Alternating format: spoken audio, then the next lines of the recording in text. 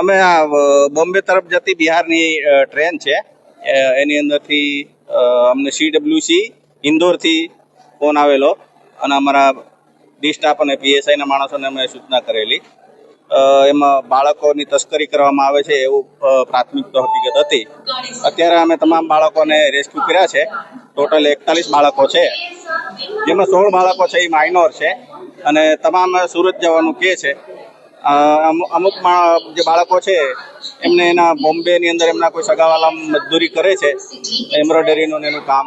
તો જે 18 વર્ષથી ઉપરના છે મોટા ભાગે ત્યાં બોમ્બે જવાના છે એવું અત્યારે જાણવા મળ્યું છે. હાલમાં અમે એ દિશામાં તપાસ કરી રહ્યા છીએ.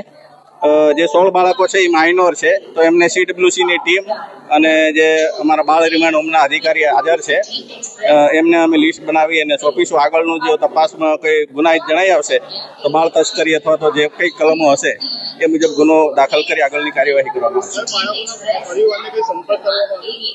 અમે અત્યારે તો લિસ્ટ બનાવીએ છીએ. તમામ બાળકોના પરિવારનો સંપર્ક કરવામાં આવશે અને જે માઇનર બાળકો છે તેમના વાલી વારસો જો આવશે તો એમને કાયદેસરની કાર્યવાહી કરીને પરત સોંપવામાં આવશે.